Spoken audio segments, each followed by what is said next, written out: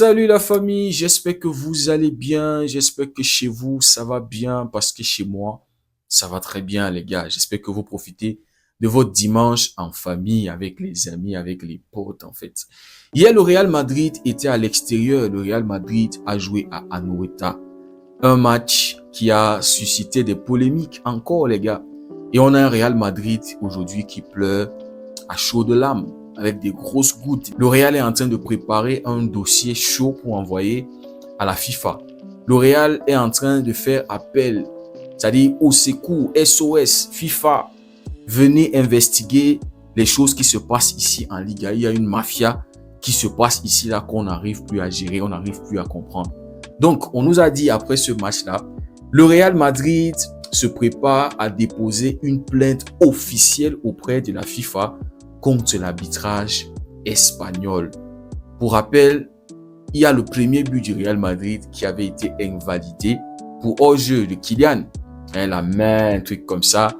Et voilà, les Madrilènes n'ont pas compris cette décision-là.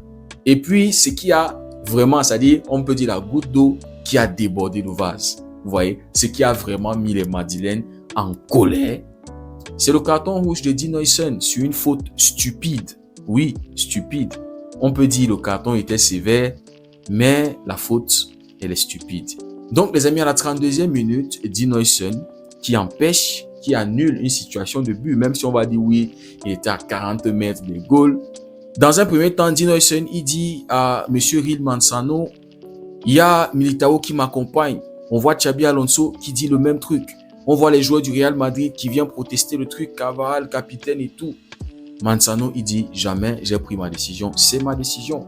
Et les amis, ils savaient que c'est un journaliste qui a des antécédents avec le Real Madrid.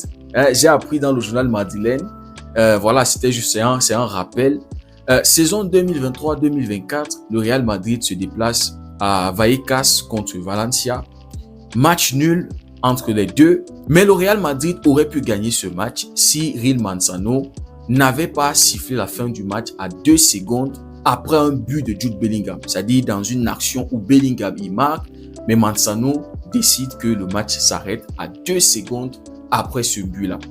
Mais ça n'avait pas empêché le Real Madrid de quand même être sacré champion, avec 10 points d'avance sur le Barça. Donc, le Gil Manzano se retrouve hier encore contre le Real Madrid. Ce Real Madrid qui généralement garde des rancœurs, il garde des docs. C'est-à-dire quand tu fais quelque chose contre le Real, les gars, ils n'oublient pas. Donc hier, Gil Manzano punit le Real Madrid, sanctionne fortement le Real Madrid, sévèrement, avec un carton rouge, qui aurait pu coûter aussi le match au Real Madrid. Parce qu'en ce moment-là, il n'y avait que 1-0. Et quand on est à 10 contre 11, voilà, ça peut basculer. Mais on n'avait vraiment pas ressenti cette inférieure numérique-là. Le Real a réussi dans la douleur quand même, ils ont souffert.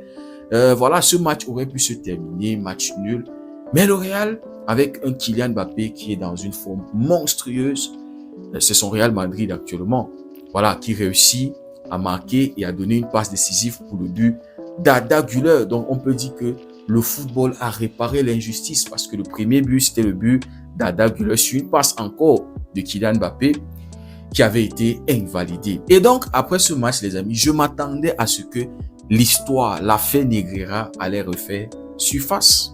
Real Madrid TV montre des rapports judiciaires dans lesquels Negreira a recommandé à Barcelone de prendre grand soin de sa relation avec l'arbitre Gil Manzano en raison de son potentiel futur. Et oui, les amis, moi je m'attendais à ça. Je m'attendais et lors de mon débrief, vous voyez le titre de ma vidéo, Negreira a encore frappé. Donc ce matin, je suis dans le journal madrilène, je lis des articles. En fait, je cherchais les articles concernant ce carton rouge parce que je savais que voilà, ça va faire polémique, ça va parler. Et voilà les amis, je tombe sur un article qui détaille les raisons pourquoi est-ce que le Real Madrid veut, en fait, la décision du Real Madrid d'aller auprès de la FIFA. Donc, dans un premier temps, le Real Madrid ne comprend pas comment, lors des 25 dernières années, ils n'ont pris que 9 Ligas contre un Barça qui a pris 12 Ligas. Un Real Madrid qui performe très bien quand ils sont en Champions League. Et on a vu ce Real Madrid prendre 7 Champions League sur les 25 dernières années, c'est-à-dire depuis l'année 2000. Donc, le Real Madrid se plaint du fait que en Liga, ils compétissent avec un désavantage, avec un système qui est activement en train de pousser le Barça et qui combat le Real Madrid. Vous voyez un peu. Et ils sortent une statistique disant que lors des 25 dernières années, le Barça a joué plus de 65 matchs en Liga en bénéficiant d'un carton rouge pour l'adversaire. C'est-à-dire l'adversaire du Barça en infériorité numérique. Alors que le Real Madrid, c'est seulement 2 fois. Donc le Real n'arrive pas à comprendre.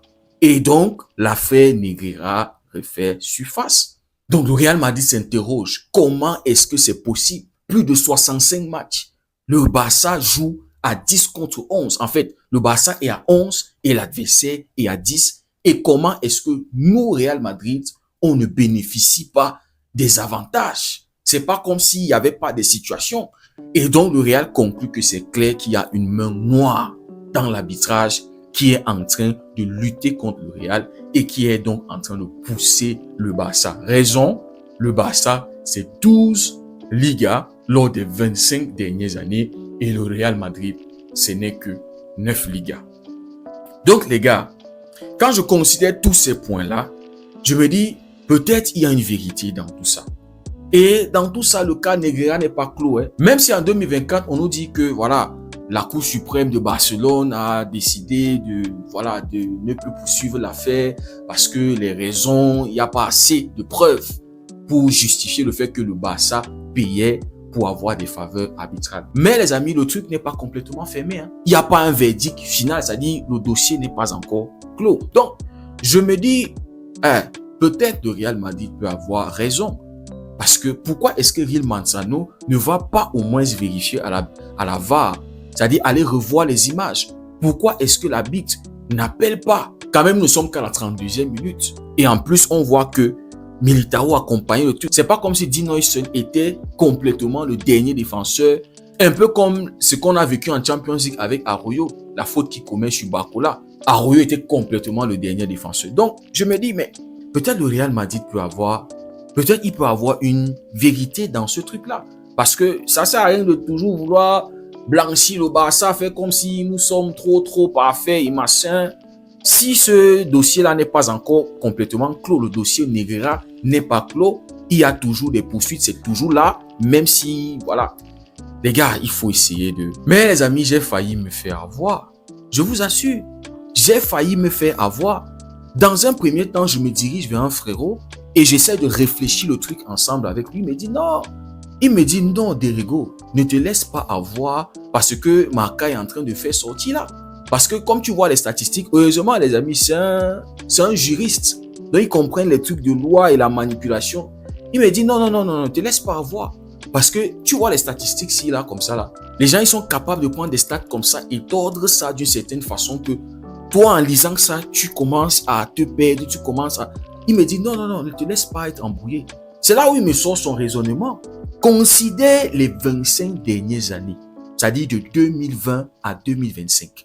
Quand tu prends le Barça à partir de 2004, c'est là où les 12 dernières Ligas du Barça ont commencé, c'est-à-dire à partir de 2004. Quand tu considères cette génération-là, les Xavi, Iniesta, les débuts de Lionel Messi avec le Barça, Ronaldinho, Samuel Eto'o, il me dit, quand tu considères ce Barça-là jusqu'à présent, et tu considères le style de jeu du Barça, tu considères le fait que le Barça a eu le meilleur joueur de tous les temps dans son effectif. Il me dit, mais est-ce que ce n'est pas normal que le Barça puisse remporter autant de Ligas? Je lui dis, mais ouais frérot, avec le style de foot qu'on a joué depuis les 20 dernières années, les amis, ce n'est que normal qu'on impose qu'on soit aussi dominant en Liga, les gars. Rappelez-vous quand Cristiano Ronaldo arrive au Real Madrid, il fait, je crois, c'est 3 ou 4 saisons sans remporter une Liga. Et quand les Madrilènes viennent dire, le Barça a joué plus de 65 matchs avec un adversaire en infériorité numérique, les gars, ce n'est que normal. Notre tiki-taka qui saoulait, qui fatiguait les adversaires. qui frustrait les adversaires. Ce n'est que normal que l'adversaire fasse recours à la brutalité, à un jeu très physique. Et qui dit physique est susceptible de commettre des fautes et de prendre des cartons rouges. Et maintenant, quand tu considères notre style de jeu, où est-ce que vous allez trouver un Barça qui va aller tacler, commettre des fautes, alors que c'est nous qui imposons le rythme de jeu à l'adversaire? Regardez le football du Real Madrid. Ça a été basé sur quoi? Ça a été basé sur le physique, le mental. Le Real n'a jamais eu un football attrayant, beau à voir. C'est direct, c'est-à-dire c'est marquer des buts, c'est gagner des matchs tout court. Et quand on fait un flashback sur le prime, les débuts de Lionel Messi, le prime de Lionel Messi, ah les amis, je pense que c'est malsain de venir nous dire que le Barça a joué 65 matchs, plus de 65 matchs, et ils ont bénéficié. Ah les Madrilènes. Rappelez-vous les amis, quand le tiki-taka avait commencé, avait débuté, c'était un style de jeu qui frustrait tous les adversaires. Le Barça était trop méchant avec ce style de jeu-là. Ça détruisait tout sur son passage. Ce n'est que normal que les adversaires prennent les cartons rouges. Parce que tellement tu ne touches pas le ballon, tellement le Barça vous frustrait, les gars, ils vont commettre des fautes. Notre jeu a toujours été soft et beau à voir. Le Barça a été toujours spectaculaire dans son jeu. Le Barça n'a jamais eu la réputation d'un mental fort, physique, machin. Non. Le Barça a toujours été jeu au sol, balle au pied. On contrôle le tempo d'un match. On impose un rythme grâce à notre jeu. Donc les Madrilènes qui viennent aujourd'hui se plaindre, non, c'est de mauvaise foi. Le Real Madrid peut s'imposer en Champions League. Pourquoi? Parce qu'ils ont ce truc-là. Le football a été physique, beaucoup plus physique. C'est juste que quand ils sont face au Barça, le Barça sait comment les gérer. Mais si le Real a pu avoir autant de Champions League, ça a été basé sur l'aspect mental. Ce qui n'est pas le cas du Barça. On se fait éliminer par Liverpool. Pourquoi? Mentalement, physiquement. Quand tu empêches les joueurs du Barça d'avoir le ballon, ça devient compliqué. On se fait éliminer par la Roma. Pourquoi? La même chose. Donc les Madrilènes qui viennent pleurer aujourd'hui, disant qu'en Europe, ils sont les kings, ils sont des géants, mais en Liga, ils sentent qu'ils sont en désavantage, on combat contre eux. Non les gars, en Liga, c'est la régularité. Et on a vu que lors des dernières années, quand le Barça est bien, le Barça réussit à être des grands frères en Liga. Là où en Champions League, il faut avoir le mental. Là où en Champions League, il faut être fort aussi physiquement. Il faut savoir s'imposer dans les duels. Ça n'a pas été le cas du Barça. Et même les amis, quand je suis allé taper sur une intelligence artificielle, j'ai pris la statistique là que le Barça, machin, 62, machin, et le Real Madrid seulement 2 matchs. J'ai pris ce truc là, je suis allé mettre ça dans une intelligence artificielle. Même l'intelligence artificielle met en avant le fait que notre style de jeu nous donne raison. Ça fait en sorte que les adversaires vont commettre plus de fautes par frustration. Donc, ce n'est que logique que l'adversaire ait des cartons rouges, soit en infériorité numérique, comparé à un Real Madrid qui a un style de jeu complètement opposé de celui du Barça. Donc, moi, je vais dire aux Madrilènes, laissez les pleurs. Laissez les pleurs. Arrêtez de vouloir manipuler. Ben, ça, c'est votre truc. Vous êtes très bon dans la manipulation.